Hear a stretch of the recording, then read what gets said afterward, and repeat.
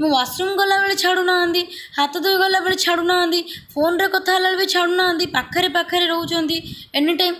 ଆଜିକି 3 ଦିନ ହେଇଗଲା, 10, 11, 12 ସେ ଏବେ ପର୍ଯ୍ୟନ୍ତ ନିଖୋଜ ଅଛନ୍ତି। ତାଙ୍କର କୌଣସି ବି ପତ୍ତା ମିଳିନି। କେହି ବି ମୋତେ କିଛି କହିନାହାନ୍ତି, ଓଲଟା ମୋତେ ଆଇବିରୁ ବାହାର କରିଦେବେ ବୋଲି କିଛି ଷଡ଼ଯନ୍ତ୍ର ଚାଲିଛି। ମୁଁ ଯାହା ଆଜି ଶୁଣିବା ପାଇଁ ପାଇଲି। ଦେଖନ୍ତୁ, ମୁଁ ଗୋଟେ କଥା କହିବା ପାଇଁ ଚାହିଁବି ଯେ ଯେହେତୁ ମୋ ସ୍ୱାମୀ ମୋତେ ଏଇଠି ଛାଡ଼ିକି ଯାଇଛନ୍ତି, ତ ମୋର ବି ରହିବା ପାଇଁ କେଉଁଠି ବି ରାହା ନାହିଁ। ସେଥିପାଇଁ ମୁଁ ଏଇଠି ଅଛି। ଯଦି ମୋତେ ଏଇଠୁ କାଢ଼ିଦେବା ପାଇଁ ଚାହୁଁଛନ୍ତି, ତାହେଲେ ମୋ ସ୍ୱାମୀ କେଉଁଠି ଅଛନ୍ତି ଖୋଜିକି କାଢ଼ନ୍ତୁ, ଆଉ ମୋତେ ତାଙ୍କ ସହିତ ପଠାଇ ଦିଅନ୍ତୁ। ନହେଲେ ମୋ ଶାଶୁ ଘରକୁ ନେଇକି ଯାଆନ୍ତୁ, ତାଙ୍କ ସେଇଠି ଛାଡ଼ନ୍ତୁ। ନହେଲେ କିଛି ତ ମୋ ବ୍ୟବସ୍ଥା କରନ୍ତୁ। ମୁଁ ଯିବି କୁଆଡ଼େ ଏବେ? ଆଉ ଗୋଟେ କଥା କହିବି, ଏଠି ଯେଉଁ ପୋଲିସ ମାନେ ପ୍ରୋଟେକ୍ସନ୍ରେ ଅଛନ୍ତି, ସେ କିଛି ଅଲଗା ହିଁ କରୁଛନ୍ତି। କହିଲେ ସେଦିନ ଯେଉଁଦିନ ମୋ ସ୍ୱାମୀ ଫେରାର ହେଇକି ଏଇଠୁ ଗଲେ, ତାଙ୍କ ଆଖି ସାମ୍ନାରେ ମୁଁ ଯେତେବେଳେ କହିଲି, ସାର୍ ମୁଁ ଆପଣଙ୍କୁ କହିଥିଲି, ଆପଣ କାହିଁକି ଟିକେ ବି ମୋତେ ସାହାଯ୍ୟ କଲେନି? ତାଙ୍କୁ ଯାଇକି ଟିକେ ଧରିବାରେ ସାହାଯ୍ୟ କରିଥାନ୍ତେ। ଆଉ ତାଙ୍କ ଫୋନ୍ ଲାଗୁଛି, ତାକୁ ଟିକେ ଟ୍ରାକ୍ ବି କରୁନାହାନ୍ତି, କେଉଁଠି ଅଛନ୍ତି ବି ସାହାଯ୍ୟ କରୁନାହାନ୍ତି ଏ ଖୋଜି କାଢ଼ିବାରେ। ତ ସେ କହିଥିଲେ କି, ଆଉ ତୁମ ସ୍ୱାମୀ କ'ଣ ମୁଦ ଲାଗି ଯେ ଆମେ ତାଙ୍କୁ ଧରିକି ବସିବୁ? ସେ ପଳେଇଲେ ଆମେ କ'ଣ କରିପାରିବୁ? ତ ମୁଁ ଗୋଟେ କଥା କହିବା ପାଇଁ ଚାହିଁବି, ମୁଁ କ'ଣ ମୁଦ ଲାଗି? ମୁଁ ଯେତେବେଳେ 11ଟାରେ ଶୋଇବା ପାଇଁ ରୁମ୍କୁ ଆସୁଛି, ତାଙ୍କେ କହୁଛନ୍ତି ରୁମ୍ କବାଟ ଖୋଲିକି ଶୁଅ। ତାପରେ କବାଟ ଖୋଲିକି ଶୋଇଥାଉଛି, ତାପରେ କବାଟକୁ ପେଲିକି ଭିତରେ ଆସିକି ଚେୟାରରେ ଶୋଉଛନ୍ତି। ମୁଁ ମାଗିଥିଲି ପ୍ରୋଟେକ୍ସନ୍, ମୋତେ ଏନି ଟାଇମ୍ ପ୍ରୋଟେକ୍ସନ୍ ଦିଅନ୍ତୁ ବୋଲି ଅର୍ଡ଼ର ହେଇଥିଲା, କିନ୍ତୁ ଏବେ ଅର୍ଡ଼ର ହେଇନି। କିନ୍ତୁ ମୋତେ ପୋଲିସ ପ୍ରୋଟେକ୍ସନ୍ ଯୋଗାଇ ଦିଆଯାଉଛି, ସେଇଟା ଭଲ କଥା ଆଜ୍ଞା। କିନ୍ତୁ ଜଣଙ୍କ ରୁମ୍କୁ ଆସିକି ଏମିତି ଶୋଇବାଟା କେତେ ଦୂର ଠିକ୍ ଆଜ୍ଞା? ମୁଁ ମୁଦ ଲାଗି ମୁଁ ୱାସରୁମ୍ ଗଲାବେଳେ ଛାଡ଼ୁନାହାନ୍ତି, ହାତ ଧୋଇ ଗଲାବେଳେ ଛାଡ଼ୁନାହାନ୍ତି, ଫୋନ୍ରେ କଥା ହେଲାବେଳେ ବି ଛାଡ଼ୁନାହାନ୍ତି, ପାଖରେ ପାଖରେ ରହୁଛନ୍ତି ଏନି ଟାଇମ୍।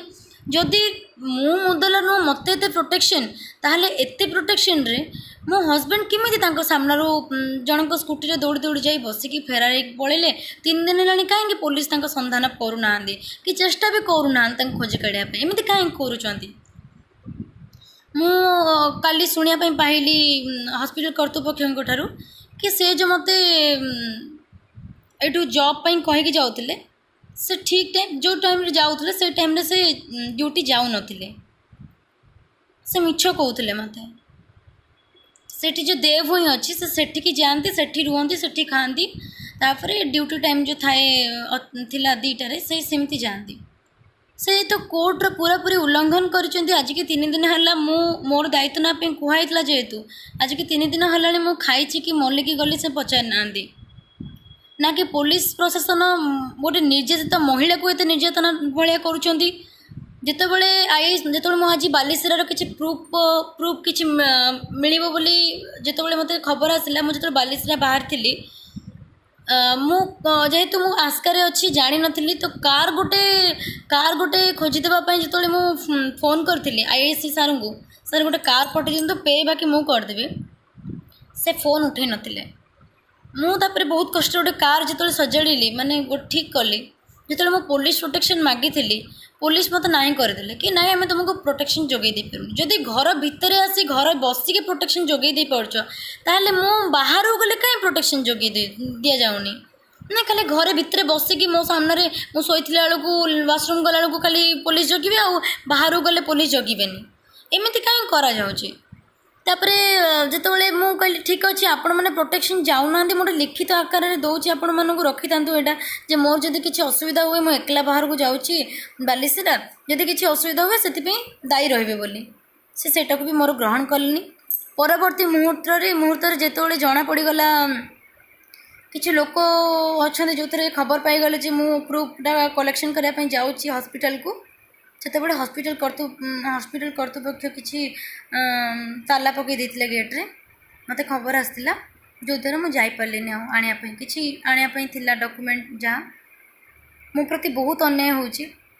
ମୁଁ ଜାଣିପାରୁନି ଆଜ୍ଞା, ଯିଏ ଭୁଲ କରୁଛନ୍ତି ତାଙ୍କୁ କିଛି ବି ଶାସ୍ତି ମିଳୁନି, କିନ୍ତୁ ମୁଁ ଯଦି ଭୁଲ କରୁନି, ମୁଁ ନ୍ୟାୟରେ ଅଛି, ମୋତେ କାହିଁକି ହଇରାଣ କରାଯାଉଛି?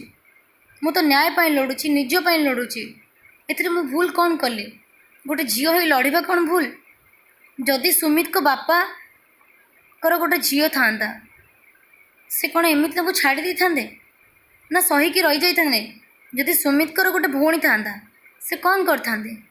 ଆଜି ମୋ ପ୍ରତି ଏତେ ଅନ୍ୟାୟ ହେଉଛି କାହିଁକି ହେଉଛି? କାହିଁକି ଆର ଉତ୍ତର ଦିଆଯାଉନି? କେହି କାହିଁକି ସାହାଯ୍ୟ ନ କରି ଓଲଟା ମୋତେ ନିର୍ଯାତନା ଦେଉଛନ୍ତି? ମୋ ମେଣ୍ଟାଲି ପ୍ରେସର ଏଠି ବହୁତ ବଢ଼ୁଛି।